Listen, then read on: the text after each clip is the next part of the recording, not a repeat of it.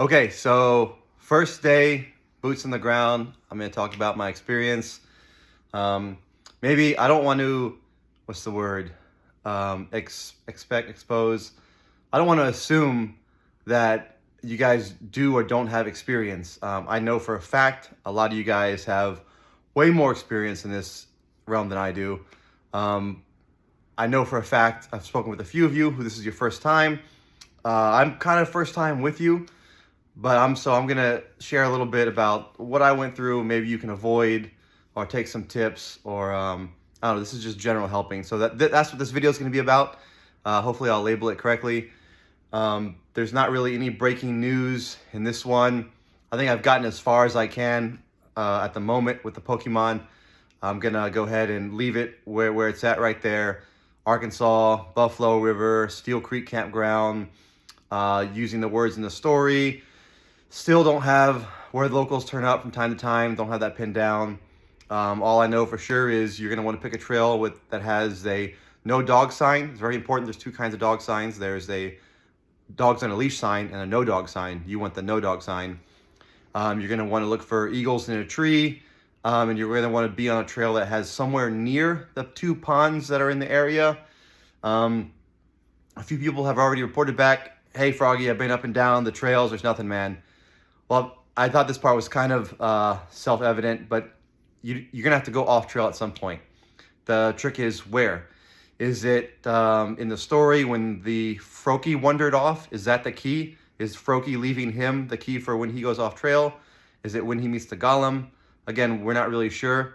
All I know is that it's not on the trail. It's off the trail. It's not going to be anywhere within eye shot of the trail to avoid anyone walking by and seeing it. All right, so again, where? I don't know. That makes the search area a whole lot bigger. Maybe it's where there's the big thinking rock. What is that? Don't know. But that's as far as I've got. So I'm going to leave that a rest, give my brain a rest, move on to another puzzle, and we'll come back to that later. So hopefully that gets you somewhere. If not, sorry, man. That's all I got for now. All right. Going on to what today is going to be about is about boots on the ground, what to expect when you're out there, tips, tricks from a rookie, from a noob. So we'll get into that. All right, so started out, and this is a little bit of a team play, good sportsmanship. Many of you guys are going to find out you're going to want to be on team. You're going to want to team up. We were talking this morning about JCB's latest email they sent out where I guess the first edition, most of the stores are already sold out. And the second batch of books is coming out, and there's already 20,000 out there. So the question I was asking was, how many books do we think he sold? Is he going to announce that yet? Is that available on Amazon, or is that available in New York Times bestsellers list? We're not sure. All we can be sure about is that his first edition, or his first batch of printing, knowing that he owns a publishing company, what was the amount? I think 100,000 is kind of high. I think 10, 20,000 is kind of low. I would expect if it was his own, company that he's putting out, he's fronting all this, or he has a loan. I'm thinking maybe somewhere 30, 40,000, 25, 30 on the low end would be a first batch. He'd want to cover the major cities, want to cover Barnes & Noble, want to give Amazon 10 to 20,000 for them to have. And then, when that starts getting low, then he hits the button to start cranking out more. So we add in the 20. I mean, are we approaching 50, 60,000 books sold already? I don't know. And the reason I went down this trail is just to find out how many people are out there, right? So you figure not everyone who buys the book is going to be an active hunter. What are we thinking? Half? 3/4? I think a 10th actually go boots on the ground. I think 1 out of 10, conservative number, maybe 2 out of 10 people who buy the books go on the ground. And how many of them are, well, the known amount is we know how many are in the Discord. And I know there's at least another Discord. I'm in 2 of them. I know there's a 3rd one. We know there's a Facebook group and a Reddit group. If we put all those numbers together, I mean, we have an active searcher database. And the only reason I'm even going down this route is trying to think of how many people are going to get drawn in. So the people that knew about it already were people who were already in the treasure hunting community that got wind of this, or maybe a few John Collins Black super fans who followed him, I guess, because I guess he did have a small social media following that knew that this was coming out. But now we're starting to get a wider audience. I mean, CNN was this morning, MSNBC, someone posted India Times is picking it up. But now that the audience is getting bigger, you're drawing in people from all kinds of walks of life. When we're talking professionals in fields that are going to be very applicable to this.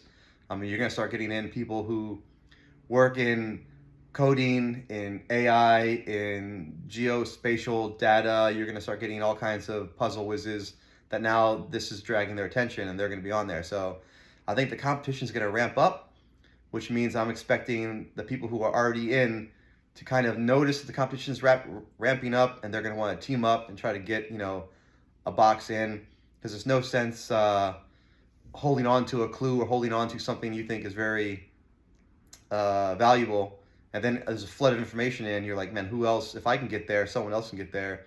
So now you're going to see people teaming up.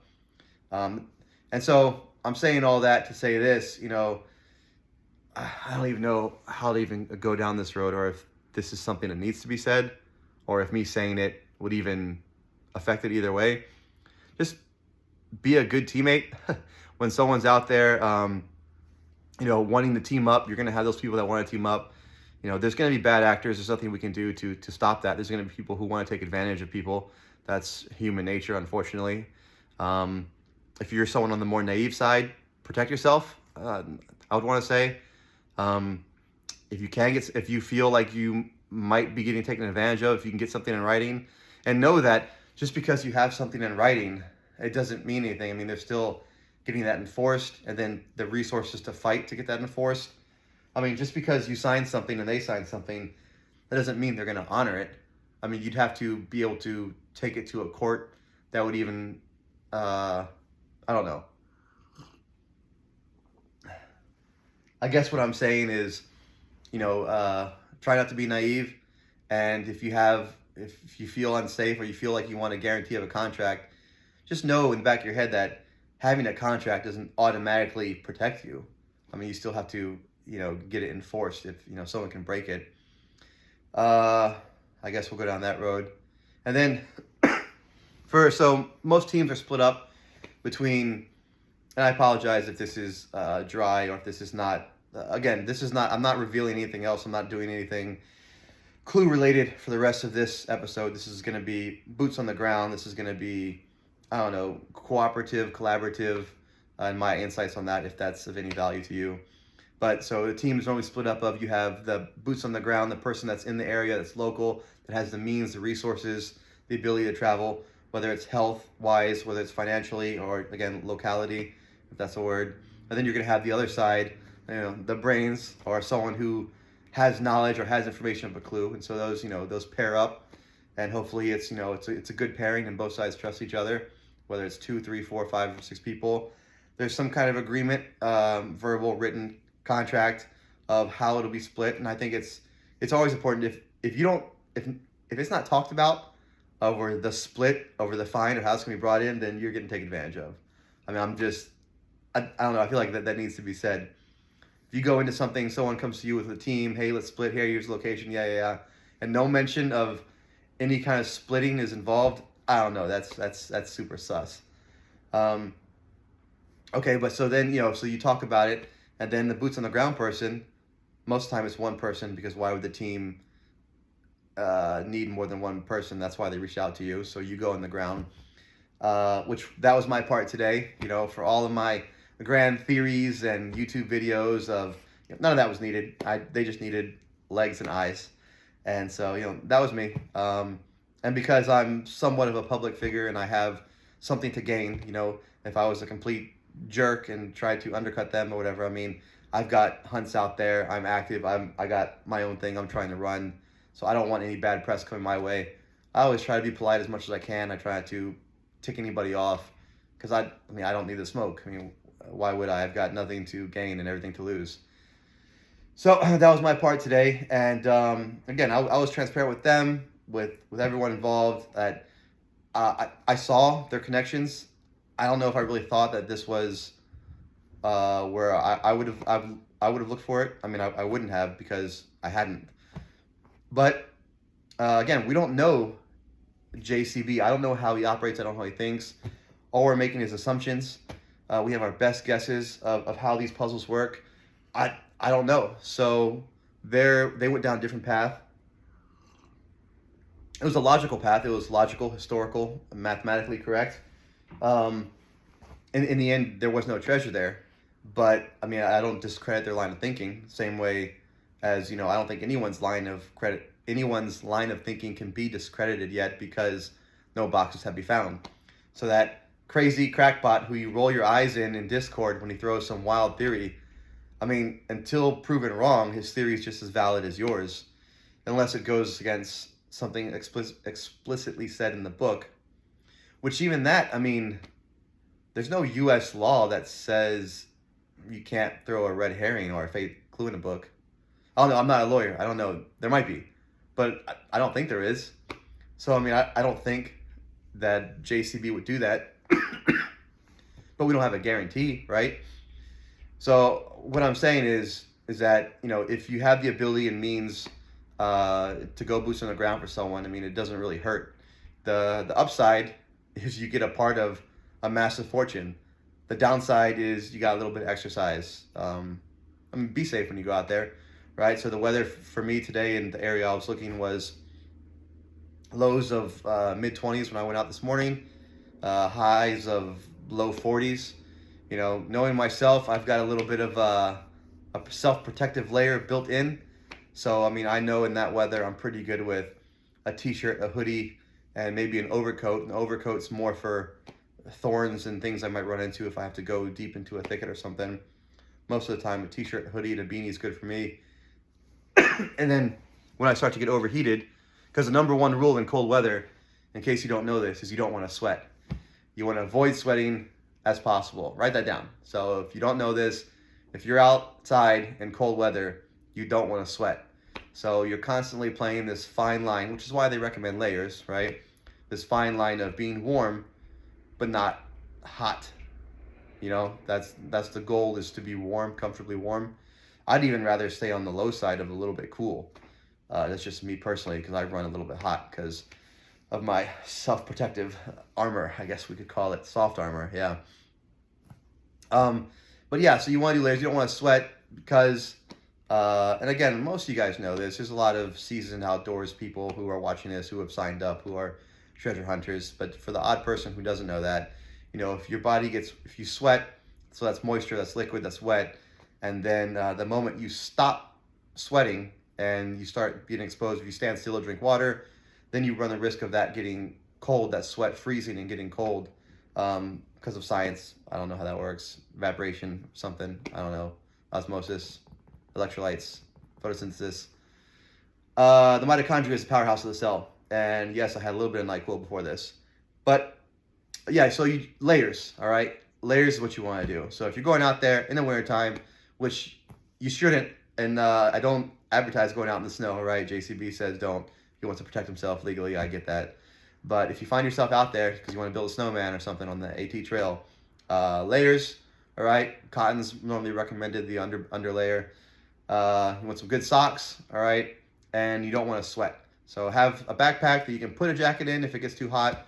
You know, beanie off and on, roll it up over your ears, you know, put the hood up and down, whatever you can do to regulate your temperature so you're not sweating, all right? Sweating is very bad. Yeah, so anyways, so I went out there, you know, dressed like I do, had my boots on. It's always, I think some people are like, there's trail shoes. Some people like a half boot out there. I mean, I've always preferred more ankle support. I don't mind if the shoe is a little bit heavier. I don't know. I've always, heavy to me, heavy means good. I don't know. I heard that somewhere and it stuck. So maybe that's why I run a little bit heavy. But yeah, so I always prefer a heavier boot. It's the ones I use, Gore-Tex, waterproof. They got a layer inside of them. They got little Dr. Scholl's. That way, if you need to go a couple inches into a stream, if you need to cross something muddy, it's no problem. Ankle rolls, slips and falls, you know, it's got the high support, laced up pretty high.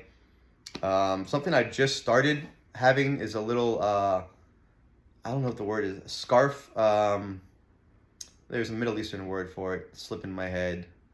Not shawarma. Should have wrote down. But it's like a little light scarf for the neck because my hoodie has got a V, and I like to wear my jacket like half unzipped, and so this area gets exposed to the cold, which maybe is why I had this cold still not going away. But I like to keep a little something wrapped around there. I don't know, personal preference. Yeah, so you go out there, right? So you're the eyes, you're the boots on the ground part. You're out there. I think it's important to have the right mental, get your mind right before. Go out there and you're gonna say, you want to believe that it's out there and you have to find it. You don't want to go out there with the mentality of, hey, it's probably not here, or I don't think it's here, or maybe it's here, because then you're gonna miss it. You're gonna want to go out there as if someone whispered, as if JCB texted you himself, hey man, this hunt's a bad idea. I want to call it off. Here's where the spot is. Like you just got that text. And so then you're going to go out and you're going to find it. But I feel like everything I say is with a but, because there's two sides to a lot of things. The same side is, it's unhealthy to constantly be hyping yourself up to that, because then you get depressed. Then you're like, oh man, I didn't find it. After the third or fourth time going boots on the ground, coming back empty, some people can get depressed. So I think it's important to, I don't know, have a plan, I guess, or to tell yourself, hey, I'm going to go and pretend that it's there, but I'm okay if it's not there. I still got my health, still got all my normal problems or whatever. I don't know, I think if I was explaining it, like if I was taking kids out, if I was going to explain it to them, I wouldn't want to get them up saying like, we're going to go find treasure, we're going to go find treasure, we're going to go get treasure. And then on the car ride home, they're all like, oh, we didn't find any treasure. I don't know, maybe you could distract them with McDonald's or something. Or anyone who has kids who have gone hunting with them. Sorry. Anyone who has kids who have gone hunting with them, what do you tell them? I guess if they're older or younger, if they understand that, hey, we're going to go find treasure, but we might not. Or we're going to go on a nature walk and look for treasure. I don't know. I just think it's important to go out there with the mindset of you're going to find it at the same time as being mentally okay and not breaking down into a depression when you don't find it. Because I think this hunt's going to go on for years. I really hope that a box is found soon. I'd put money on a box being found in a couple months. Not a lot of money, but I'd put some money down. But there's 5 of them, so I really do think that part of it's going to go on for a year. And if the one that you're singled in and obsessing on is the one that's going on for years, that can be rough just for a mental state. All right, boots on the ground out there. Okay, so when you're out there, all right, so we've covered dressing in the winter. Maybe I'll do another one for dressing in the summer. Water's still important in the wintertime, whether you think it or not. Water is always important. So you go out there in the winter, you got your dress, you got your mental outfit, you're ready. What are you looking for?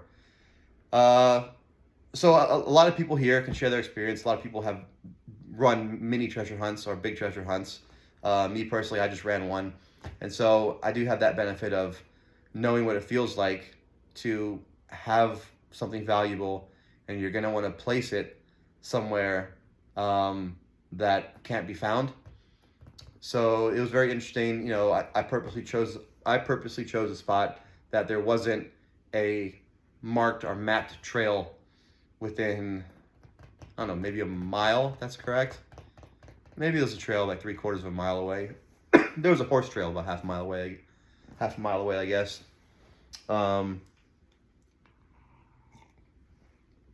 Because I didn't want any hikers stumbling upon it. I think JCB did something similar. He may not have gone to the extreme of, hiking off trail as long as I did. But he might have, he seems like a pretty intense guy when he gets into it. And I think that's important to know. So when we're looking for all these things, we're assuming the clues will lead us to a trail, a named trail, or maybe the clues will be coordinates. I think if they are coordinates, they got to be 4-digit or maybe 2-digit. I don't think he would have clues that are 6-digit. We're getting into another video. That'll be something else I do.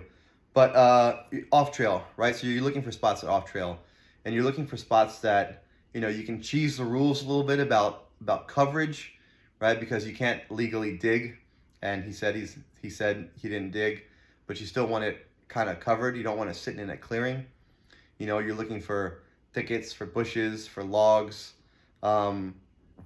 Every time I bring up the fen hunt, it attracts a whole audience. So I'll be careful about what I say. No disrespect or shade there. It's just, it can be a lot sometimes. But so from what I've heard, because I've heard all different things about the location, whether it's true or not or what, but from the location that's at least publicly available that most people agree online, Google, it was at the base of a log, right? Covered supposedly. So logs are good. If you expect this hunt to go on for a couple of years, like he said, then if it's a decomposing log, that log is going to continue to decompose. It's not just going to stop, unless it's a petrified log, which I don't know how many petrified logs there are in the areas. Aren't they valuable? We're getting long here. All right, let's start wrapping it up. Logs are good. Thickets are good. Rocks, I think, are good because, I don't know, I feel like with rocks, you can play around a little bit with the digging. I mean, I feel like you could put it in some rocks, and I don't know what the legal term would be if, like, Parks and Recs could even fine you for digging if it's, like, under some rocks. I mean, is that more buried? Who's to say those rocks didn't fall that way? I'm expecting at least one of these to be under a pile of rocks. And I don't even know if it would even be visible. If like maybe just a corner was peeking at the right time, which would be impossible to find in the snow. I don't know. I just feel like it's going to be a rock pile for one of these. And then I was thinking vertically high in trees. You know, a nice V, a nice little crook in a tree. Everyone's looking down. Not too many people walking around looking up. I think he'd stay away from cliff faces, rock faces, bluffs. I think all those are pretty safe. I mean, he was pretty adamant in safety first, and he wouldn't put it in a dangerous spot. If you find yourself in a dangerous spot, you know, you're probably wrong. And I don't think he's going to chance anything near the water, in the water, by the water. But, you know, by the water is a funny term, especially with these floods that came around hurricane season. I mean, the Buffalo River, the lady in the campground said, I mean, that water came out, 10, 20, 30 yards from where it normally runs, swept away a whole picnic table. Yeah, so I don't think he put it near the water. But, you know, this is what we're looking for. I mean, that's what, you know, I just try to train my eyes to look for. You know, dark patches when you're scanning around. I mean, shadows, piles, rocks. Odd, you know, look at the forest floor, odd bumps, especially now that there's fall. I think all those are pretty valid to look through. And have a plan. I mean, if you're going as far as believing that you're going to find it, have a plan what to do so you're not stuck there. I mean, even if you do have a plan, I mean, we heard in Skydrop from Dan that, you know, he read the rules, he went over what he was going to do, and the moment he found it, his brain just stopped working, which is totally believable. We've all been in those kind of experiences before. Maybe not finding treasure, mind stop, but everyone's been in a plan, and then everyone's been doing something, and then something happens and their mind just stops. A lot of times it's the car accidents. I mean, or something wrong. I mean, you know that if someone comes out in front of you, you're supposed to stun the brakes. Well, how many times has you've seen someone just slam into someone, or they can't react in time, or you know, something goes wrong in the kitchen and someone's just staring at it, you know, instead of acting. You know, the mind does that. I can't think of any more examples right now, but you know what I'm talking about. So have a plan. You know, tell yourself, okay, if I find the box, put it in my backpack, and know that, I think I talked about this on the Zoom today. Know that if you haven't, look at G's size comparison chart. It's awesome work by G. G, you're the man. So cool. He did a really great size analysis of what to look for, size of the box. But remember, those boxes are wrapped, right? We don't know how they're wrapped. Bubble wrap, shrink wrap, soft foam, hard case. I mean, something like that. You know, there's going to be probably some instructions, you know, laminated sheet tucked in there somewhere.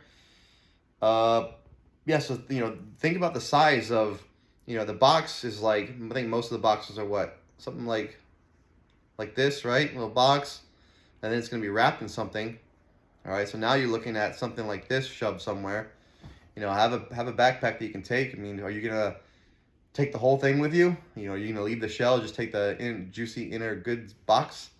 Are you going to open the box and put the treasure in a... No, that wouldn't make any sense. But, you know, have a plan. And then you're going to what? Go home, call your lawyer, tell your friends, post on Facebook and everything. Call JCB right away from the trail while you're standing there. You're going to skip back, holding it to the... Oh, just have a plan. Write it down, tell it to yourself. Because if you come up with a plan in the car, you know, you might forget it, go over it. I think it's not too pie in the sky. I think it's good to have a plan. It's always good. It's better than not having a plan. All right, so I think that's everything I want to cover today. A little bit of my experience. Yeah, it was fun. It was quiet. Oh, yeah, one more thing. I think most of you will know. So, you know, I think all treasure hunters are imaginative to a degree, because you think you have to be. It's part of being a treasure hunter. But so you're out there, you park your car, you get out, you prepare yourself for maybe an hour and a half, you know, mile or two trek to whatever direction. And then you stop and listen. And you go in the woods for a little bit and stop and listen. And if you're in the woods and you've been walking, I don't know, maybe 30 minutes, you're about a mile in, and you still hear like highway cars, if you can still see a house, I don't know, man, I just think you're in the wrong area. I just think that he wanted us to get out there. Sorry, low battery, just stopped. The phone wasn't charging all day. Bring an extra charger. I did bring one, I just didn't plug it in. I don't know why. But like I was saying, got distracted again. If you're out there in the woods and, you know, you have your solve and it looks good on Google Earth, like, oh, this is it, everything lines up, and you get out there and you get to the spot of where it's supposed to be at, and you see like a golf course, or you see like a house, or there's a windy sign like glowing, I don't know, I just think you're probably in the wrong area. Some people have different opinions. Some people think it's in a city. I've heard Central Park a few times, which would be cool. It'd be a good loop that he threw us for. My 2 cents. And again, circling back to, you know, making this video full circle, because I gotta stop before 30, so I got 2 minutes to finish up. Yeah, who knows? Who knows who's right or wrong? No one knows, because no box has been found, right? So everything I've been talking about could be just crazy, incorrect, completely wrong. Someone could find a box saying that, no, it was this and that. Or I could be right, which would be cool. I think I'm right, but I always think I'm right on a lot of things. But I have to try to remain humble and also try not to get confirmation bias, which is really hard. But that's it. I'm going to focus on the AT box for the next couple of days. Hopefully get some breakthroughs. Hopefully have some cool things to show you guys. That's it. Be safe, drink water, wear layers, bundle up. All right, bye.